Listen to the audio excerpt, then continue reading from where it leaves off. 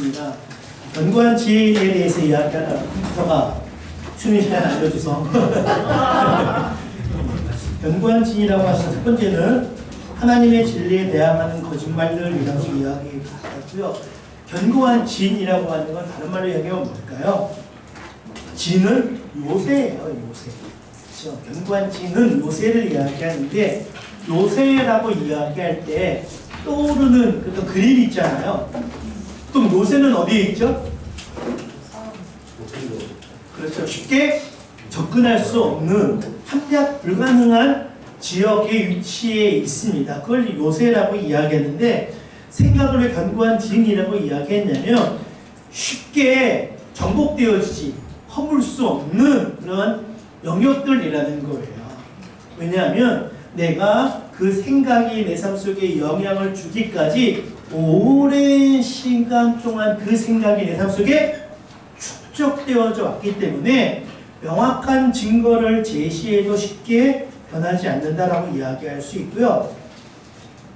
더 견고한 진은 내 안에 있는 사고의 메커니즘이라고 이야기할 수 있어요. 생각의 메커니즘, 그러니까 구조화되어진 나의 생각이다라고 이야기할 수 있습니다. 자, 그러면 견고한 진이라고 하는 것은 우리의 삶 속에 어떻게 나타나느냐 볼 때 첫 번째는요, 이 생각이 우리의 감정과 행동에 영향을 미친다라고 이야기할 수 있고, 이 견고한 진은 거짓 신념 속에 들어있는 아주 강력한 사고라고 이야기합니다. 그래서 우리가 한 가지 사건을 경험할 때 떠오르는 팝업처럼 떠오르는 생각들이 있어요. 그걸 심리학에서나 상담학에서는 자동적 사고라고 이야기합니다. 오토매틱 스토시라고 이야기해서 한 가지 사건이나 상황을 맞닥뜨렸을 때 그냥 툭툭 뛰어오르는 팝업처럼 팝콘처럼 뛰쳐나오는 생각들을 자동적 사고라고 이야기하는데, 이 자동적 사고를 좀 추려보면 중간 믿음이라고 하는 게 있고 중간 믿음 밑에 핵심 신념이라고 하는 요소가 있습니다. 그래서 이 견고한 진은 우리가 가지고 있는 핵심 신념이라고 이야기할 수 있고요. 그렇기 때문에 이 견고한 진이라고 하는 건 그 생각의 틀에서 벗어나지 못하게 한다라는 거예요. 그래서 나를 조정하고 갇혀있게 하는 생각이고 파괴적 삶의 결과를 가져오는 부정적 생각들, 건강하지 않은 생각들이라고 이야기할 수 있습니다. 그래서 우리가 한번 이렇게 좀 이야기해 볼게요. 한번 여러분들이 지나가고 있는데, 걸어가고 있는데 뱀 한 마리가 나타났어요. 어떻게 반응하시겠어요? 네? 어떻게 반응하시겠습니까? 뱀을 보면 이렇게 가만히 있으면 어떻게 될까요? 그렇죠? 어떻게 반응하시겠어요? 여러분들의 관점에서는 뱀이 나타났어요. 그렇죠? 놀라고. 그래서 뭐 하시겠어요? 어떤 행동 하시겠어요? 그렇죠. 일단 보자마자 뭐 할까요? 소리 지르고 도망가겠죠? 그래서 내가 뱀을 보자마자 도망치기 시작할 거란 말이에요. 근데 여기서 잘 보세요. 뱀을 보고 도망치는 데까지 몇 분이나 걸리죠? 몇 분 걸리나요? 즉각적 반응이죠. 보자마자 소리 지르고 도망간단 말이에요. 자, 근데 그 중간에 무엇이 숨겨져 있을까요? 우리의 생각, 감정이 숨겨져 있어요. 뱀을 보았을 때 우리가 느끼는 감정은 뭘까요? 그렇죠. 두렵다, 무섭다, 징그럽다, 겁이 난다, 뭐 이런 거겠죠. 자, 그러면 이 감정들이 만들어진 동기는 뭘까요? 어떤 생각이 이런 감정을 만들었을까요? 뱀은 위험해, 물리면 큰일 나, 다쳐, 이런 생각이 있죠. 그래서 뱀은 위험하다라고 하는 생각이 내 마음속에 있어요. 근데 우리가 여기서 볼 수 있는 장면은 뭐예요? 제3자가 보면 뭘 볼 수 있죠? 뱀이 나타났고 사람이 놀라서 도망치는 모습만 보잖아요. 근데 그 순간이 정말 찰나잖아요. 순식간이잖아요. 그 중간에 무엇이 스킵되어져 있다고요? 생각과 감정이 스킵되어져 있다는 거예요. 우리는 다른 사람들과 관계할 때도 그 사람의 감정이나 생각을 잘 못 읽고요. 뭐만 보죠? 드러난 행동을 보고 평가하고 판단하고 분석하고 해석하고 반응합니다. 그 사람의 생각이나 감정들을 잘 우리가 찾아보려고 하지 않습니다. 자, 그런데 만약에 이 상황을 내가 아니라 건강원 하시는 분이 봤어. 깡꾼이 봤어. 어떻게 할까요? 뱀 보자마자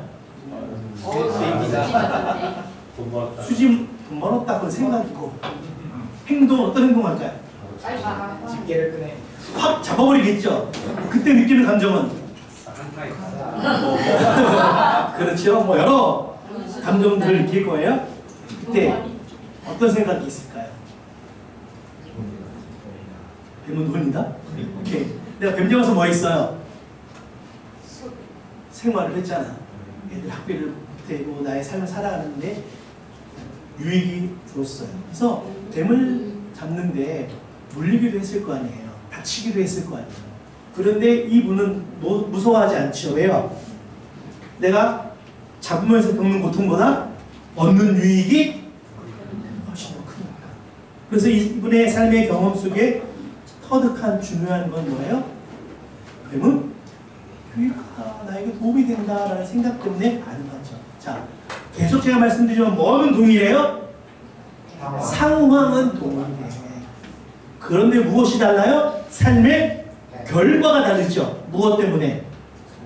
내가 어떤 생각을 하고 있나, 어떻게 해석하고 있나, 어떻게 받아들이느냐에 따라 삶의 결과가 달라집니다. 이걸 이렇게 이야기할 수 있어요. 그래서 이걸 설명해 보면 우리가 경험하는 상황은 나를 반응하게 하는 자극들이라고 이야기할 수 있습니다. 이 자극은 크게 두 가지예요. 첫 번째는 상황적 자극이 있고요. 그리고 외적 자극이라고 이야기하고요. 두 번째는요, 내적 자기 자극이 있어요. 내가 무엇인가 생각하고 고민하고 마음 쓰는 거, 이게 내적 자기 자극입니다. 생각이라고 하는 건 내가 경험한 상황을 내가 어떻게 해석하고 있는가, 바라보고 있는가, 그 상황에 대한 나의 견해는 어떠한가라는 거고요. 그 다음에 찾아오는 게 뭐예요? 감정인데 이 감정 앞에는요 수식어 하나가 있어요. 어떤 수식어가 있냐면 뒤따라오는 감정이에요. 감정은요 절대로 독립적으로 경험되어지지 않아요.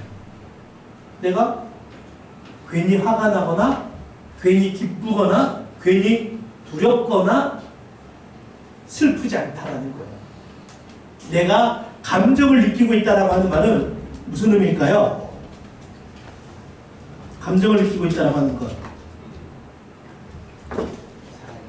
내가 감정을 느끼고 있다고 하는 것, 또 다른 표현으로 내가 어떠한 상황을 경험하고 있다는 거예요.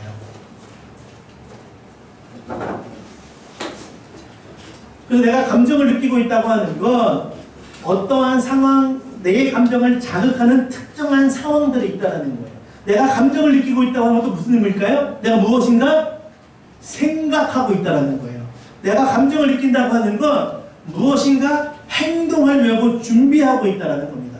감정의 어원적 의미를 보면 에너지 모션이라고 하는 뜻을 가지고 있습니다.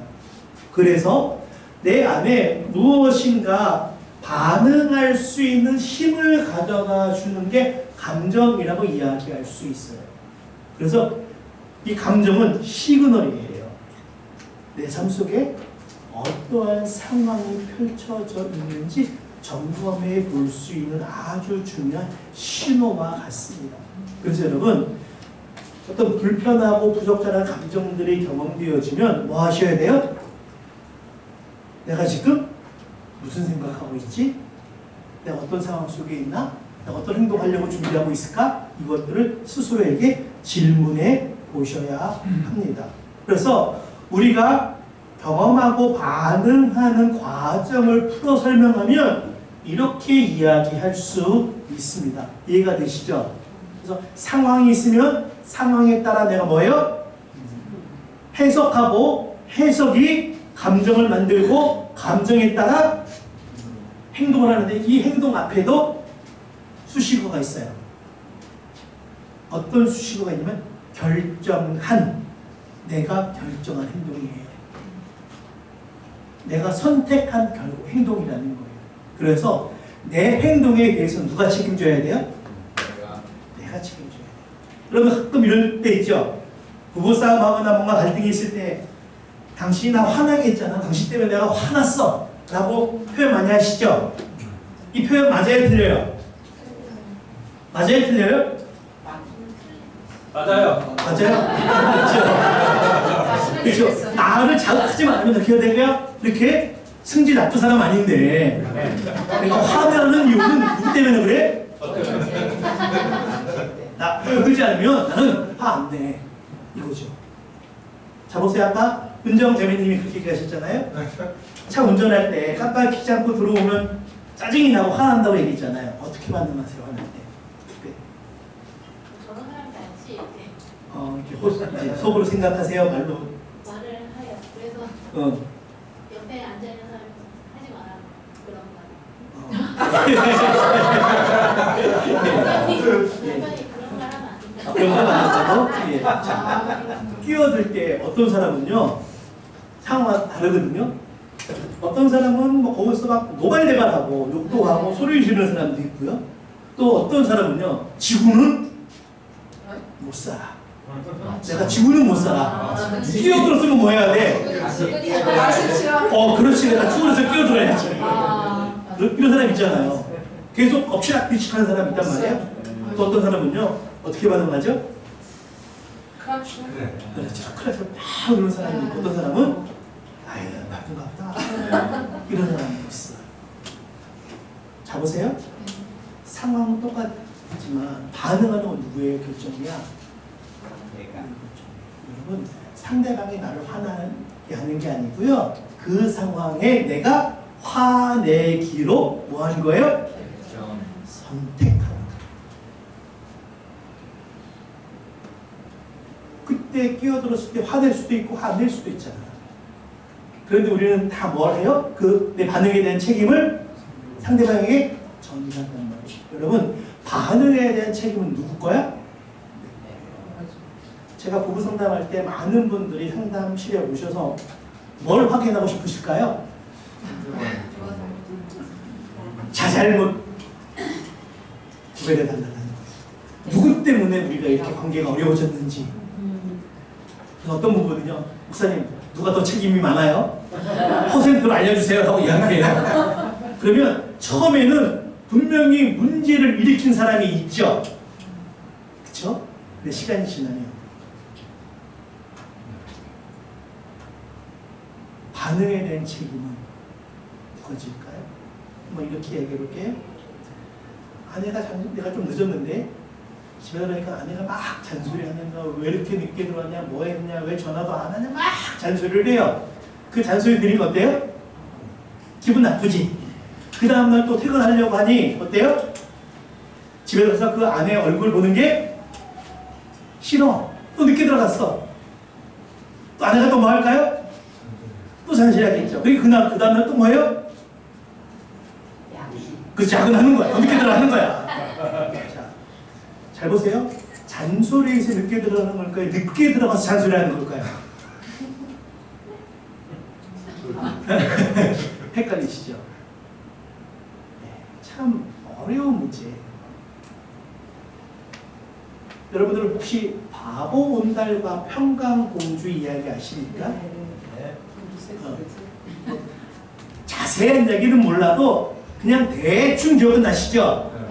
한번 자매님들한테 여쭤볼게요.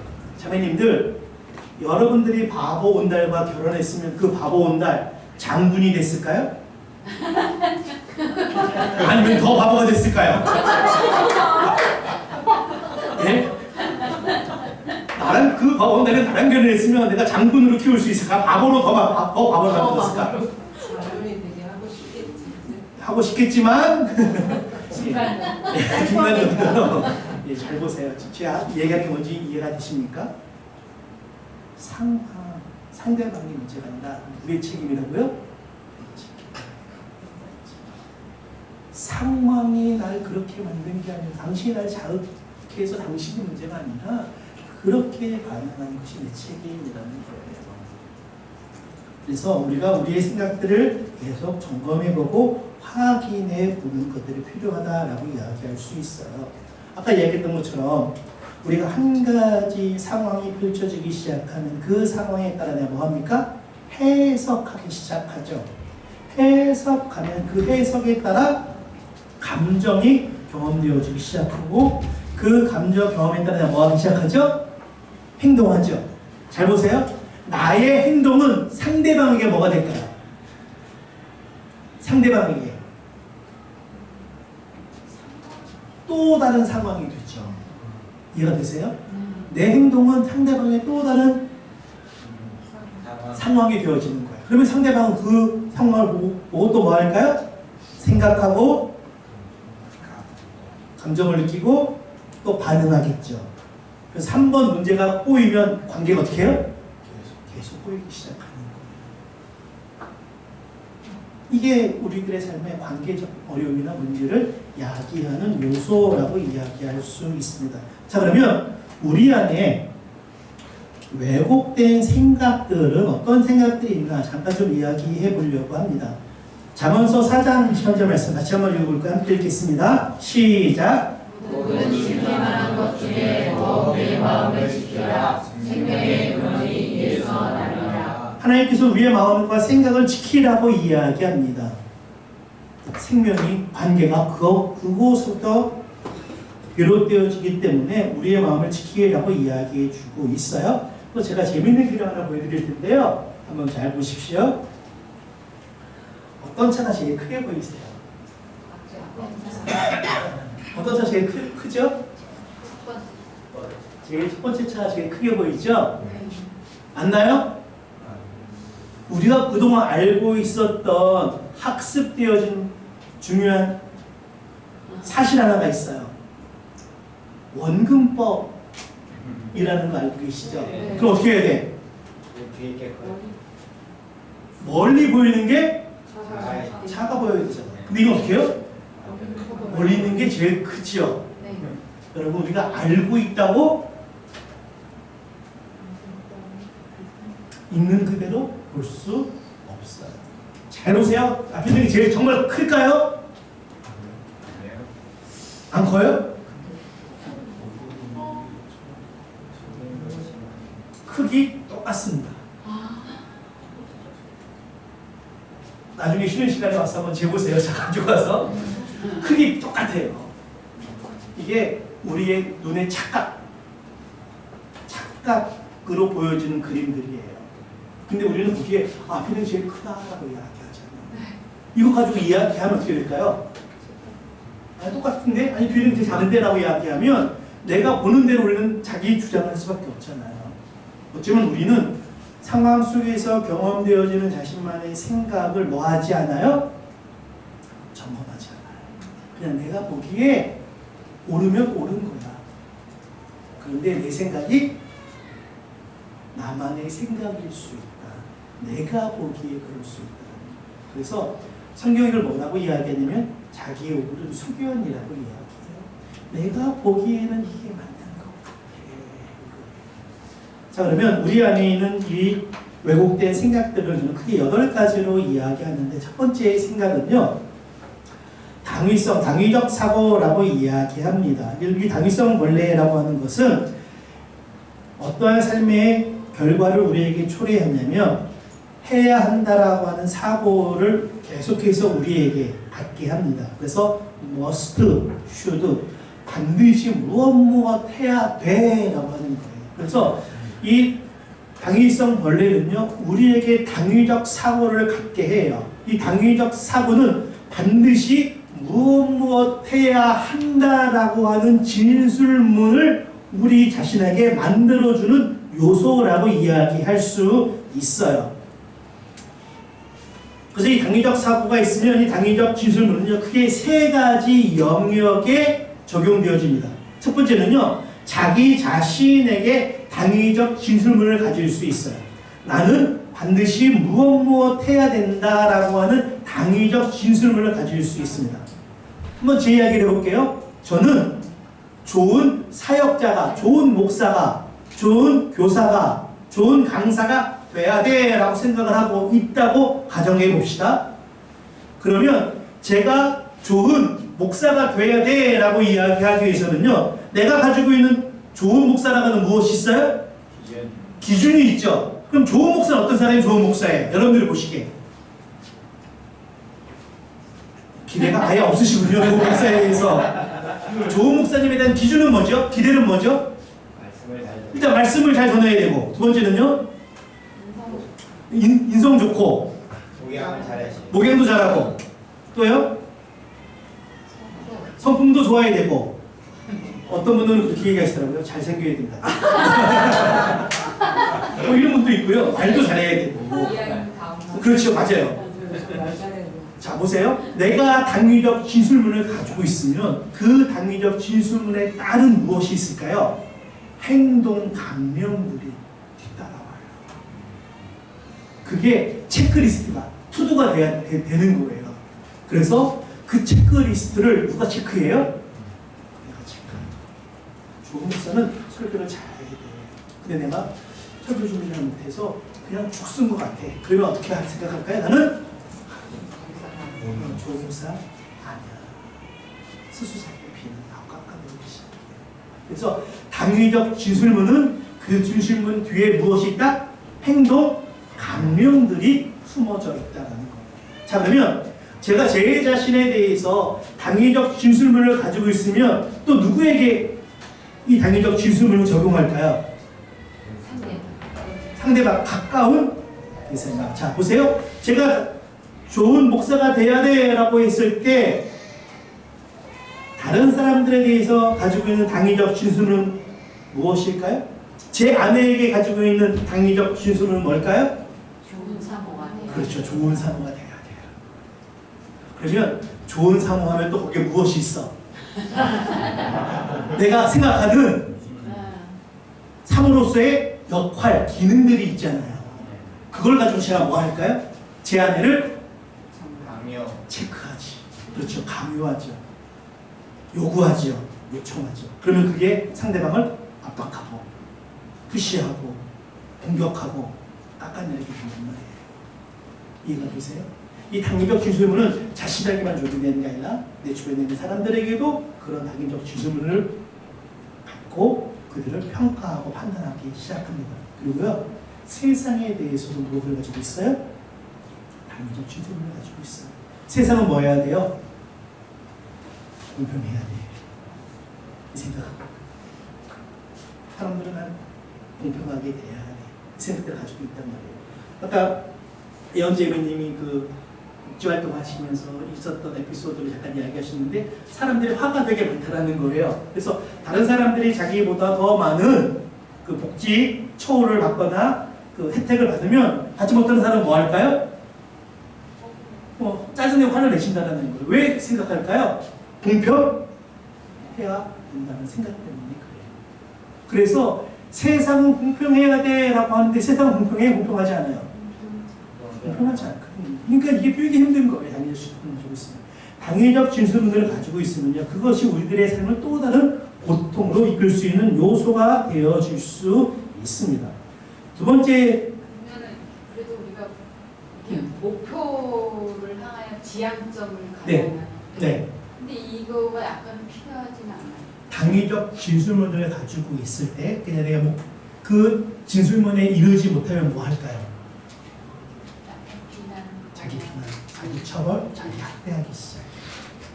이게 내가 가지고 있는 어떤 목표 지향적 삶을 살아가는 것과 당위성을 가지고 자신의 삶을 살아가는 것과는 좀 다를 수 있어요. 하나님께서 우리에게 원하는 건 제가 같이 좀 이야기하겠지만 완벽함이 아니에요. 네, 하나님께서 우리에게 근데 당위적 벌레나 완벽주의 벌레를 가지고 있는 사람들은 어떻게 살고 싶을까요? 완벽한 기준에 맞추고 싶은 거예요. 그래서 그 기준에 이르지 못하면 나 자신을 스스로 처벌하거나 다른 사람들을 판단하고 비난하기 시작한다는 겁니다. 그래서 그것들을 좀 잘 구별하시면 좋으실 것 같아요. 두 번째 벌레는요, 완벽주의 벌레라고 이야기할 수 있어요. 이 완벽주의 벌레는 우리가 도달할 수 없는 목표를 세우도록 해서 그 목표에 도달하지 못할 때 수치감과 굴욕감을 느끼게 하는 그런 생각들이라고 이야기할 수 있어요. 자, 완벽주의 사고를 가지고 있는 사람들, 완벽주의 성향을 가지고 있는 사람은요, 어떠한 삶의 경험도 뭐 할 수 없어요? 만족하지 못한다는 거예요. 완벽주의 성향을 가지고 있는 사람들이 자주 하는 말이 있습니다. 어떤 말 자주 할까요? 이왕하는 거 잘해라, 제대로 해라. 그렇지, 이왕할 거 잘해야지, 이왕할 거 일단 하면 좋지, 뭐 이런 거예요. 문제는 무엇이냐면 완벽주의를 가지고 있는 사람은요, 자신이 이룬 삶의 결과에 만족하지 못하고 이루지 못한 삶의 결과에 묶여 살아가기 시작합니다. 그래서 그 이루지 못한 자신의 삶의 모습들을 보며 자신을 수치스럽게 여기고 살아갈 수 있는 요소라고 이야기할 수 있어요. 세 번째 벌레는요, 과거 집착 벌레라고 이야기할 수 있어요. 이 과거 집착 벌레를 가지고 있는 사람들은요, 무엇 했더라면 좋았을 텐데 라고 하는 것입니다. 그래서 현재의 삶을 살아가고 있지만 지난 과거의 삶에 묶여 살아가는 삶이라고 이야기할 수 있어요.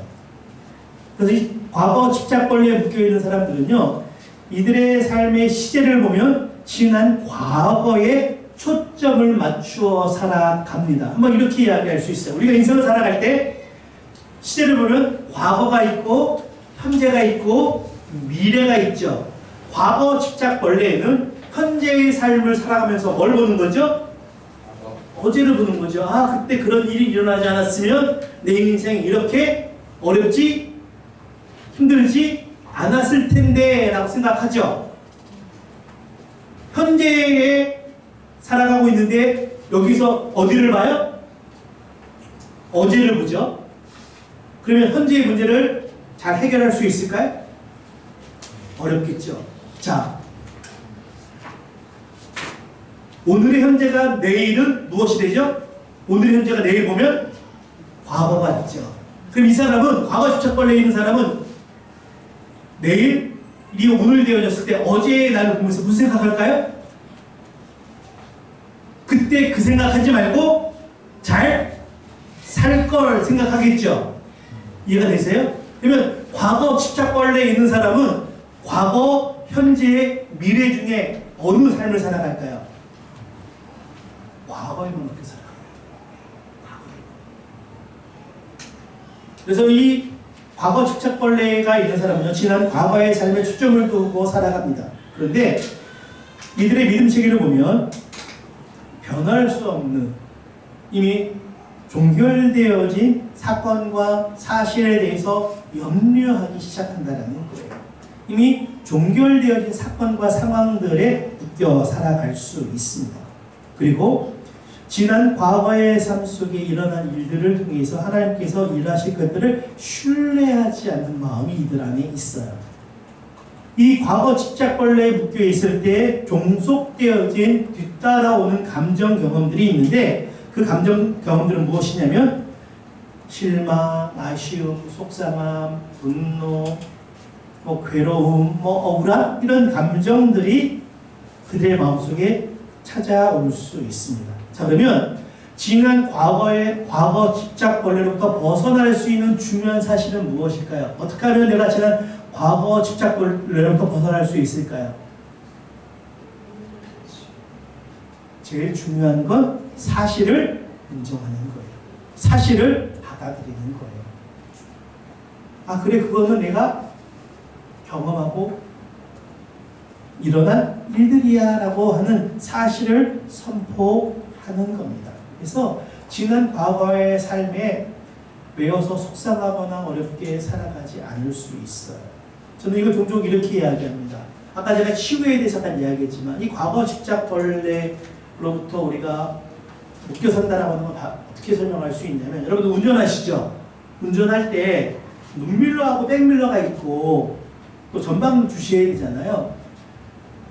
눈밀러나 백밀러 많이 보세요? 운전할 때? 아니죠. 운전하려면 어떻게 해야 돼요? 전방 주시 잘해야 돼요. 내가 과거 집착벌레에 묶여있다라고 하는 건 내가 뭐를 보고 운전하는 거예요? 백밀러만 보고 운전하는 거예요. 그럼 현재의 문제를 대처하거나 반응할 수 없어요. 또 다른 문제가 생기면 거기에 계속 묶여 살아갈 수밖에 없습니다. 자, 그러면 과거 집착벌레에 대한 성경적 목표는 무엇인가 라고 이야기할 때 로마서 8장 28절 너무나 잘 아시는 말씀이죠. 뭐예요? 합력하여 선을 이루신다라는 거예요. 하나님께서는 나의 잘못된 선택과 결정을 통해서도 하나님은 합력하여 선을 이루신다라고 하는 사실들을 우리가 기억하는 필요가 있습니다. 그것이 이 과거 집착벌레부터 벗어날 수 있는 가장 좋은 방법이라고 이야기할 수 있고요. 네 번째 벌레는요, 미래벌레라고 이야기할 수 있어요. 이 미래벌레는 내 삶 속에 앞으로 삶 가운데 일어날 일들에 대해서 과도하게 염려함으로 인해 나의 삶의 에너지를 빼앗아가는 거예요. 그래서 현실을 직면할 수 있는 삶의 힘을 남겨두지 않고 다 빼앗아가고 앗아가는 거라고 이야기할 수 있습니다. 미래벌레는 우리의 삶 속에 온갖 불쾌하고 두려운 당황스러운 가능성을 생각하고 그 안에 머물러 있기를 원합니다.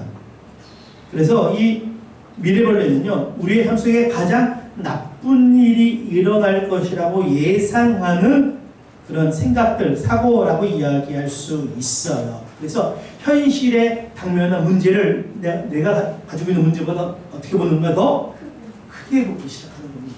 그러니까 두려움 속에, 불안 속에 머물 수밖에 없다라고 이야기할 수 있어요. 자, 그러면 미래벌레가 가지고 있는 사람들의 삶의 시제는 어디에 초점을 두고 있다고요? 미래에 초점을 두고 있어요. 자, 보세요.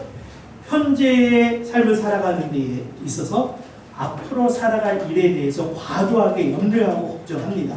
그러면 현재에 처한 상황과 문제와 갈등을 잘 해결할 수 있을까요? 해결이 안 되죠. 해결이 안 되면 문제가 더 커지니까 미래에 대한 두려움과 불안이 더 훨씬 커질 수밖에 없어요. 자, 여기서 잠깐 또 다른 설명을 해볼게요. 치유는 과거, 현재, 미래 중에 어느 시제를 다루는 걸까요? 치유는 과거, 현재, 미래 중에 어느 영역을 다루는 걸까요? 이 세 가지를 다 다뤄요. 세 가지를 다 다루는 거예요. 자, 지난 과거의 삶의 고통과 상처와 아픔과 거절이 있죠. 그 거절과 고통과 상처, 아픔 속에 있으면 현재의 문제에 대해서 현재의 삶을 잘 살아갈 수 있을까요?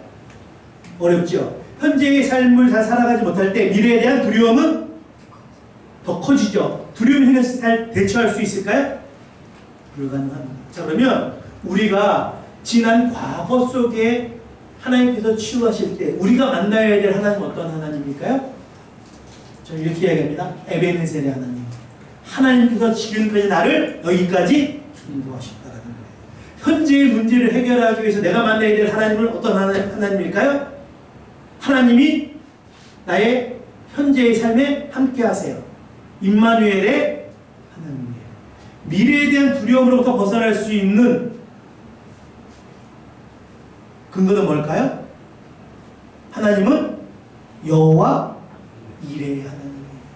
그래서 우리가 삶의 여정 속에 만나야 될 하나님은 에베네셀의 하나님, 임마누엘의 하나님, 여호와 이레의 하나님을 경험하기 시작할 때 우리의 삶의 묶임으로부터 우리가 자유로워질 수 있어요. 미래벌레에 묶여 있으면요, 현재의 삶에 명확한 결정과 선택을 할 수가 없어요. 막연한 두려움과 불안이 내 삶 속에 엄습해 오기 때문에 건강한 선택을 할 수 없고요. 두 번째는요, 현재 상황을 처리하는데 어려움을 갖고 경험할 수 있습니다. 세 번째는요, 우리 안에 숨겨져 있는 감추어진 믿음이 있다는 거예요. 내가 내 문제를 스스로 해결하지 않으면 아무도 날 도와주지 않는다라고 하는 감추어진 믿음이 있습니다. 그래서 우리가 미래 벌레에 사로잡혀 있을 때 우리의 마음속에 찾아오는 감정적 영역은 어떤 영역이냐면 종속된 감정은요, 걱정, 두려움, 불안, 우울감들, 이런 것들이 우리의 마음을 지배합니다. 자, 그러면 내 삶 속에 막연한 미래에 대한 불안과 걱정과 염려가 있을 때 이 걱정으로부터 두려움으로부터 벗어날 수 있는 가장 좋은 방법이 뭘까요? 즉각적으로 대답하는 거예요. 뭐라고 대답하면 될까요? 즉각적으로, 객관적으로 대답하는 거예요. 내가 과도하게 염려하고 불안할 때 뭐라고 대답하면 될까요? 아직 그 일은 일어나지 않았다. 이게 사실이잖아요. 잘 보세요.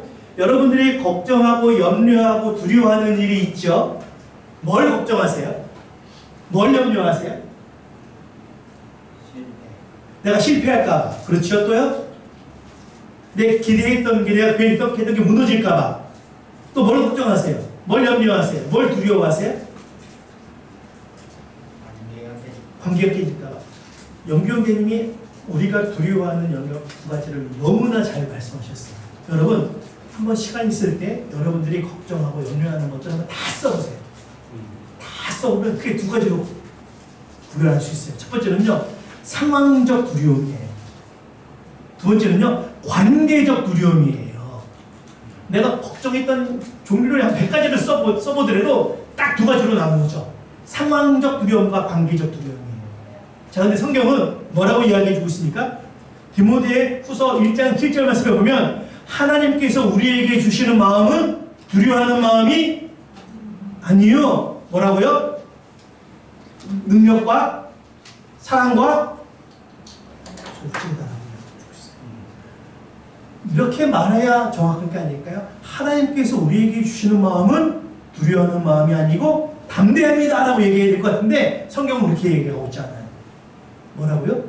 능력, 사랑, 절제라고 이야기합니다.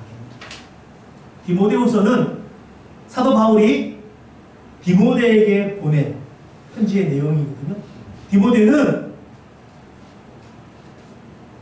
교회를 치리하고 있는데 아주 젊은 목회자였어요. 그리고 상황적으로도 되게 많이 핍박을 받았고 사람들로부터 많이 공격을 받기 시작했습니다. 여러분들 교회에 어린 젊은 목회자가 오면 어떤 느낌일 것 같으세요? 되게 부담스럽겠죠. 내가 사람들 잘 도울 수 있을지, 내가 잘할 수 있을지, 사람들이 나를 환영해 줄지 좋아해 줄지 두려움 속에, 불안 속에 있을 거예요. 어쩌면 사도 바울은 이 두 가지의 불안함이 있을 것입니다.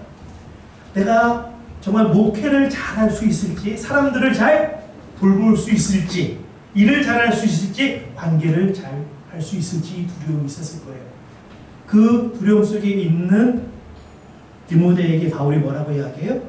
능력, 사랑, 절제라고 이야기합니다. 자, 보세요. 내 안에 있는 상황적 어려움을 극복할 수 있는 가장 좋은 방법이 뭘까요? 한번 생각해 보세요. 상황적 어려움을 잘 극복할 수 있는 방법. 뭐 하면 되죠? 능력을 키워야지. 실력을 키워야지. 실패할 것 같이 두려워. 그러면 내가 뭘 하면 돼요? 실패하지 않도록 준비해야죠. 한번 보세요.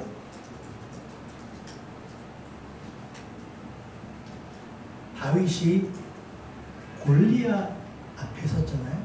그 전에 이스라엘 백성들이 골리앗을 보았을 때에는요, 넘어설 수 없는 문제였죠. 상황이었죠. 그들 안에 두려움이 있었어요. 그런데 그 다윗이 동일한 상황에 있었습니다. 다윗이 골리앗을 물리쳤던 가장 중요한 방법은 무엇이었습니까?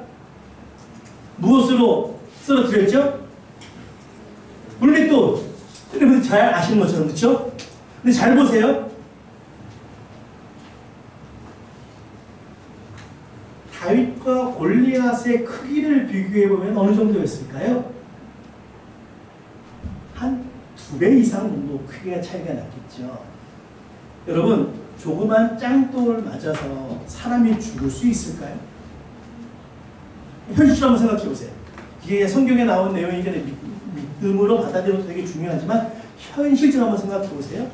조그만 짱돌 하나를 던져서 사람을 타격했을 때 그 돌을 맞고 사람이 죽을 가능성이 몇 프로나 될까요? 많을까요? 높을까요? 적을까요? 되게 적죠. 거리는 얼마나 됐을까? 한번 상상해 보세요. 다윗과 골리앗이 떨어져 있는 거리는 몇 미터나 됐을까요? 10m? 20m? 30m? 한 20, 30m 이상은 됐겠죠. 자, 그러면 야구에서 투수가 공을 던질 때 그게 몇 정도로 나오죠? 정말 강속으로 던지면 150, 160, 요즘 한 160까지 나오는 것 같아요. 근데 거리가 멀면 멀수록 구속은 떨어지죠. 타격감은 떨어질 수밖에 없죠. 자, 어린아이가 돌을 던졌을 때 그 속도가 도구를 이용해서 루메토를 돌린다고 해도 그 속도가 얼마나 됐을까요? 한 200 됐을까요? 300 됐을까요? 거의 불가능한 속도죠. 자, 다윗이 그 앞에 골리앗 앞에 섰을 때 주눅들지 않고 서 있을 수 있었던 이유가 뭘까요? 어떤 경우? 사자가 공을 물리실 자, 보세요. 아주 중요한 이야기인데요. 양을 칠 때, 광야에서 양을 칠 때 하루 종일 들판에 나가 있었잖아요. 뭐 했을까요? 그늘 밑에서 잠자고 있었을까요? 쉬고 있었을까요? 뭐 했을까요? 한번 상상해 보세요. 당시 뭐 했을까? 목표를 비서를 하나 세워놓고 그거 맞추려고 뭐 했을까요? 끊임없이 연습했을 거예요. 그러니까 무엇에 대한 확신이 있었을까요? 자기 자신에 대한 확신이 있었거든요. 왜? 내가 양을 맹수로부터 지키기 위해서 뭐 했어요? 끊임없이 연습했거든. 노력했거든. 무엇을 키웠어요? 내 실력을 키웠다. 우리가 하나님의 은혜를 경험하는 데 있어서 가장 중요한 요소가 바로 무엇이냐면 내 실력을 준비하셔야 돼요. 내가 준비되어져야 돼요. 내가 준비되어진 것 위에 하나님의 역사가 함께하는 겁니다.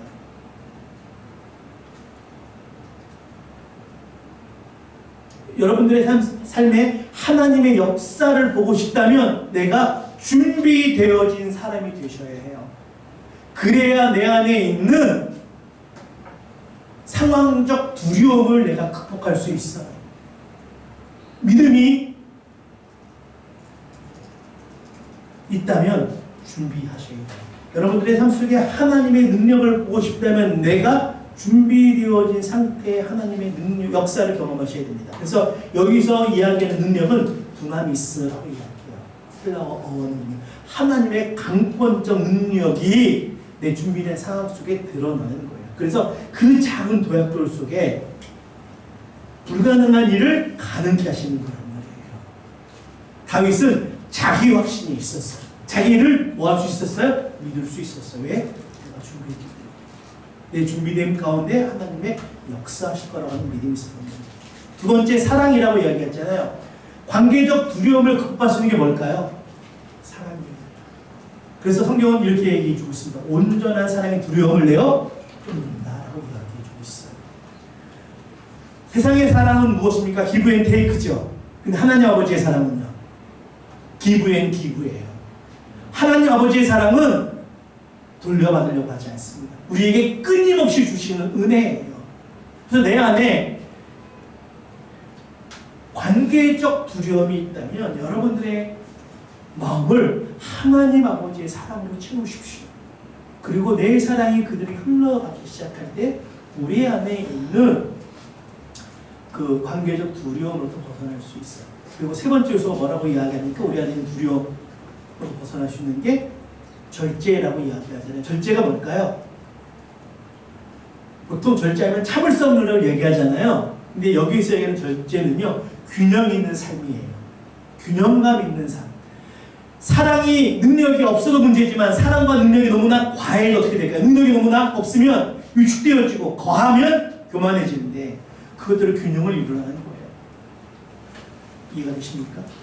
그래서 우리의 삶 속에 미래 벌레가 있을 때 그것들을 해결할 수 있는 합리적인 목표는 즉각적으로 객관적으로 대답하는 것이고, 성경적 목표는 무엇이냐면 아무것도 염려하지 말라는 거예요. 두려워하지 말라는 거예요.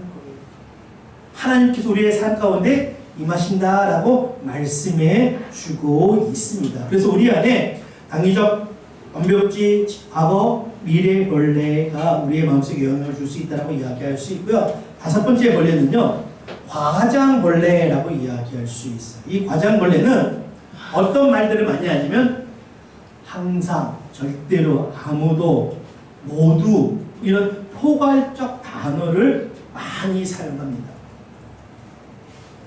이 과장벌레를 통해서 비약적 결론을 내리기 시작하는 거예요. 왜 과장벌레 할까요? 이거는 침소분비한다. 그래서 아주 작은 일들도 뭐합니까? 그게 확대해서 해석하는 거예요. 그리고 이 과장벌레가 있으면 또 무엇이 또 작동할까요? 미래벌레가 같이 작동하는 거예요. 아주 작은 문제에도 크게 일어나는 거죠. 그래서 이런 사람이 많이 쓰는 게 항상, 이런 표현 많이 써요. 당신은 항상 내 말 듣지 않잖아. 뭐 이런 표현이에요. 항상이라는 건 뭐예요? 계속. 그래서 자신의 삶의 경험을 뭐하기 시작하는 겁니까? 확대, 과장해서 해석하는 벌레라고 이야기할 수 있습니다. 여섯 번째 벌레는요, 무효화 벌레라고 이야기할 수 있습니다. 무효화 벌레는 여러분들의 삶 속에 긍정적 사건 위에 부정적 삶의 그림자를 들이우는 거라고 이야기할 수 있습니다. 그래서 이 무효화 벌레가 많은 사람들은요, 다른 사람들의 격려나 칭찬이나 인정의 말들을 받아들이기가 되게 좀 어려워합니다. 한번 이렇게 이야기해 볼게요. 누군가 여러분들에게 찾아오셔서 너무 멋있습니다, 너무 예뻐요, 너무 잘하셨어요 라고 칭찬하면 어떻게 하시면 돼요? 보편적으로 어떻게 하죠? 고맙습니다, 감사합니다 라고 이야기하죠. 나르시즘이 강한 사람은 뭐라고 이야기할까요? 알고 있습니다. 목걸이 가져와서 그래요. 뭐 그거 이제 하셨어요. 이렇게 얘기할 수 있단 말이에요. 그런데 무효벌레가 많은 사람은 어떻게 이야기할까요? 한번 이렇게 얘기해 볼게요. 여러분들이 내일 학교에 오시는데 이 날씨와 너무 어우러지게 화사하게 예쁘게 옷을 입고 오셨어요. 근데 학생분들이 또 간사님들 열보면서 너무 예뻐, 너무 잘 어울려 라고 이야기해요. 근데 나는 내 마음 안에 무효화벌레가 있어. 그 칭찬을 어떻게 무효화시킬까요? 아이 뭐 다 이쁘죠? 이렇게 얘기할까요? 다 그렇게 입죠? 또요? 혹시 이렇게 이야기해 본 적 있으세요? 이거 싼 거예요. 뭐라고 이야기하면 돼요? 그때 칭찬해 주면서 고맙습니다, 감사합니다 라고 하는데 그걸 받아들이기 어려우니까 빨리 거기서 또 뭐 하고 싶어? 벗어나고 싶으니까 주제를 확 바꿔버리는 거예요. 그냥 고맙습니다 라고 이야기하면 되는데 그걸 못 받아들이는 거예요. 근데 무효화벌레 의외로 되게 많아요. 그래서 무효화벌레가 있는 사람은요, 스스로 자신의 삶에 긍정적 삶의 경험을 다 날려버립니다. 그리고 일곱 번째 벌레 중에 중요한 벌레는요, 독심술벌레라는 거예요. 독심술벌레는 뭘까요? 독심술벌레는요, 다른 사람들의 숨겨진 생각이나 감정을 읽을 수 있고 예견할 수 있다는 거예요. 다른 말로 얘기하면 딱 보면 알아. 독심술벌레 누가 좀 많을까요? 남성과 여성 중에 여성분들이 조금 더 많을 수 있어요. 왜요? 여성분들은 무엇이 있어요? 그렇죠.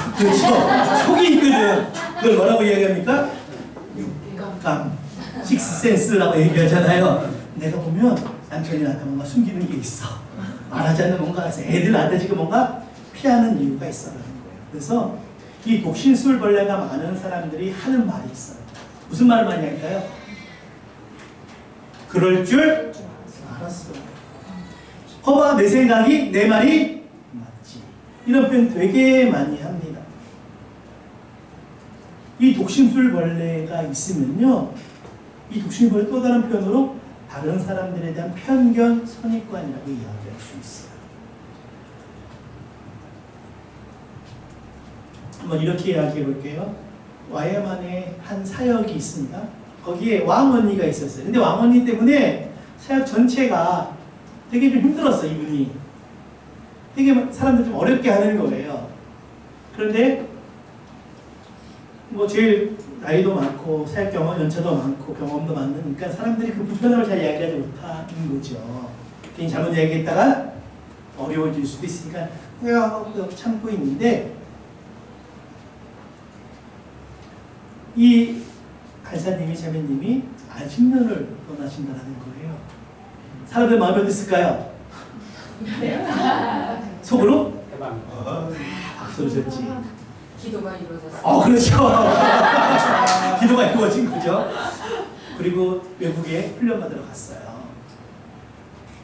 가서 있었는데 마지막 그 자매님이 사역했던 곳이 이곳이니까 가끔 그 자매님의 소식이 들릴 거잖아요. 어떤 소식이 들릴까요? 많이 좋아? 네. 많이 회복됐대라는 소식이 들려요. 그때 어떤 생각이 들까요? 정말. 그렇죠. 정말 회복됐을까? 좋아지면 또 얼마나 좋아졌을까? 뭘 하지 않아요? 믿지 않고요. 기대하지 않습니다. 여러분, 우리가 다른 사람들에 대한 독심술, 편견, 선입관을 가지고 있는 건요, 하나님에 대한 불신앙이에요. 그건 되게 중요합니다. 그런데 그 자매님이 약 1년 정도의 안식년을 끝나고 사역으로 오시는데, 뭘로 오신대요? 다시 못 간대. 마음이 어땠을까요? 거기 있는 분들이? 그렇죠. 뭐 여러 감정들이 있었을 거예요. 근데 와서 보니까 정말 변한 것처럼 하셨어요. 정말 그렇게 하셨습니다.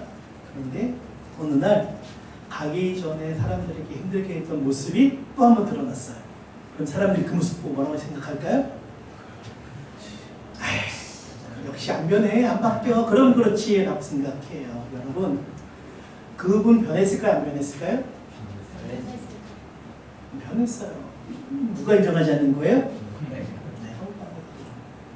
그래서 그 사람의 행동이나 삶의 모습들이나 문제를 보면서 그럴 수 없어, 내가 그 사람 다 잘 알아, 내 생각, 내 말이, 내 느낌이 맞아 라고 평가, 판단 내리는 겁니다. 그래서 이 독심술 벌레는 다른 표현으로 이야기하면 나귀를 찢는다라고 이야기할 수 있어요. 그 사람은 원래 그런 사람이야 라고 나귀를 찢고 살아가는 겁니다. 그래서 상황을 냉철하게 조명하거나 바라보는 능력을 상실하게 되어질 수밖에 없습니다. 마지막 문제는요, 마지막 생각은 비난벌레예요. 비난벌레는 뭘까요? 나의 삶의 모든 책임을 받아들이는 대신 다른 사람을 탓하는 거예요. 그래서 이 비난벌레는요, 자신의 삶의 문제를 다른 사람들에게 탓하고 비난함으로써 내 문제가 해결되어졌다라고, 나는 책임이 없다라고 스스로 믿게 하는 사고의 벌레라고 이야기할 수 있어요. 그래서 이 비난벌레가 많은 사람들은 자주 하는 말이 뭘까요? 다 너 때문이야. 당신 때문이야. 당신이 문제야. 네가 문제야 라고 이야기합니다. 그래서 자신을 성찰하거나 자신을 돌보는 것에 조금 인색한 삶의 모습들을 가질 수 있습니다. 이것이 우리 안에 있는 8가지의 사고의 벌레들인데, 제가 몇 가지 질문을 드릴게요. 이 8가지의 사고의 벌레 중에 여러분들의 삶 속에 가장 많이 나타나고 있는 사고의 벌레는 무엇인가 한번 점검해 보시면 좋으실 것 같고요. 그 벌레가 나의 삶의 관계에 어떤 영향을 끼쳤나, 나의 삶에 어떤 영향을 끼쳤나. 첫 번째는요, 나와 나 자신과의 관계. 두 번째는 나와 다른 사람과의 관계, 세 번째는 나와 하나님과의 관계에 어떤 영향을 끼쳤는가 확인해 보시면 좋을 것 같습니다. 세 번째 질문은요. 만약에 내 안에 있는 사고의 벌레를 없앨 수 있다면 나에게 어떠한 삶의 변화가 일어날 것인가 점검해보고 확인해 보시면 좋으실 것 같습니다. 자, 이제 여러분들이 잠깐 이제 워크샵하는 시간을 좀 가질 건데요. 우리 안에 상황에 대해서 내가 어떻게 해석하느냐가 우리의 삶의 결과를 만들어낸다고 이야기했잖아요. 잘못된 해석을 하기 시작하면 관계가 꼬이고 내 삶이 무너질 수밖에 없습니다. 그래서 우리 안에 8가지의 사고의 벌레들을 제가 좀 더 확장해서 많은 영역들로 여러분들이 자가검사할 수 있는 문제지를 아마 여러분들이 받으셨거나 받으실 겁니다. 혹시 카톡으로 다 보냈습니다. 한번 다 열어보시겠어요? 한번 열어보십시오. 인지, 정서, 신앙, 통합, 자기 검사라고 하는 건데요.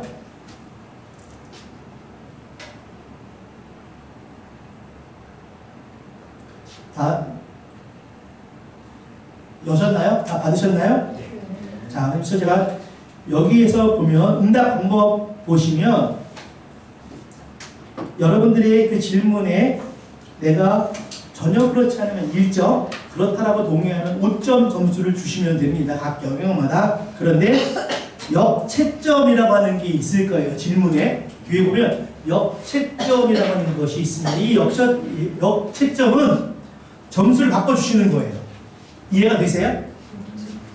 역채점은 전혀 그렇지 않다가 1점이 아니라 몇 점이라고요? 5점인 거예요. 그래서 역채점이 없는 질문지는 위에 있는 응답 방법에 따른 평가 점수를 주시면 되고요. 역채점은 점수를 반대로 주시면 돼요. 이해가 되십니까? 그리고 다 하시고 나시면 이제 여러분들이 다 하시고 나시면 제일 뒤에 보면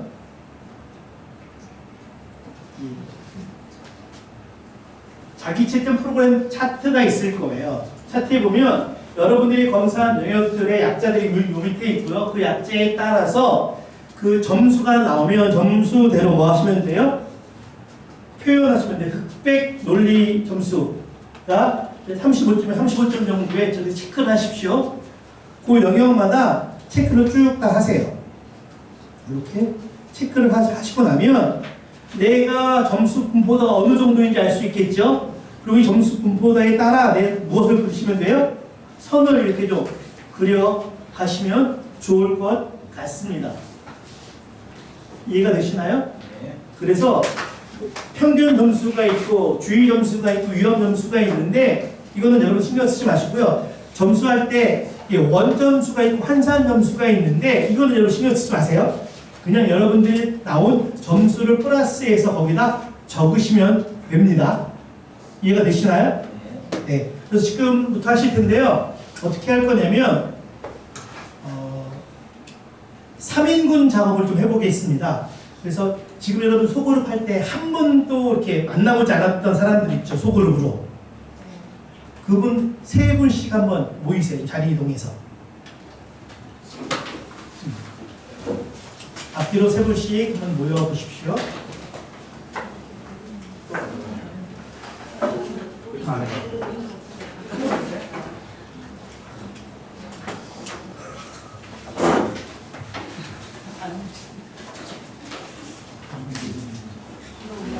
한 번도 안 만난 분들 한 번씩 만나서 좀 이야기 나누시면 좋을 것 같아요. 남자 따로요? 남녀 상관없어요? 네, 상관없어요. 네, 저희 안 만나요.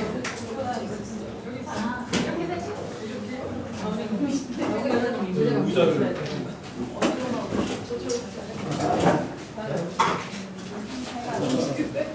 질문지하고 다 기억하셔야 됩니다. 우리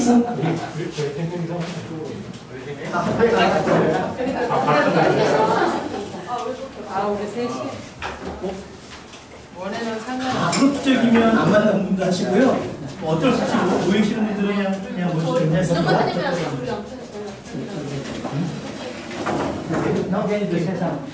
같은 거예요? 아니, 같은 것 어차피 네. 중국 대수입 중국 네, 중국 상관없습니다. 네. 그냥 가급적이면 당분간 네. 하시고요.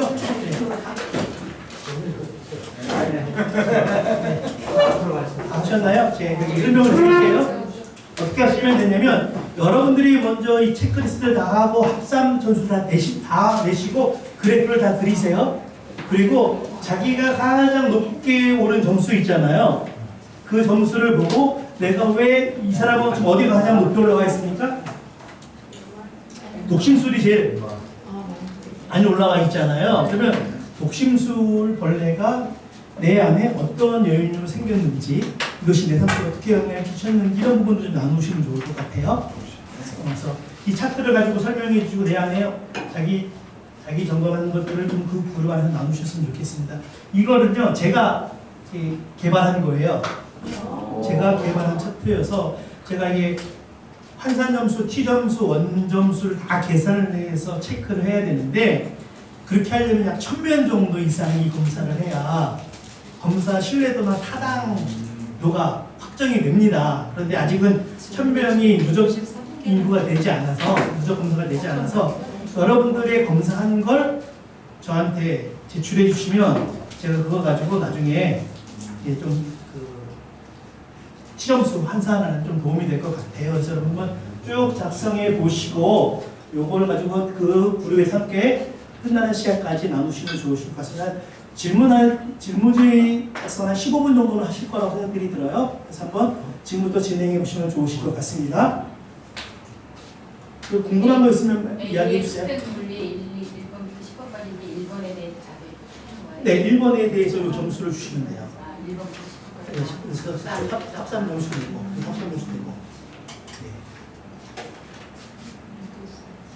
그래서 질문 1번부터 10번까지 다 답을 하고 점수를 내신 다음에 합산 점수를 가지고 여기다 체크하시면 되는 거예요. 역점수가 역점수는 그 1점에서 5점 주는 걸 반대로 주라는 거예요. 1점을 5점으로 주고 2점을 4점으로 주고. 그래서 혹시 하다가 모르시면 저한테 손을 들고 이야기해 주시면 제가 도와드리도록 하겠습니다.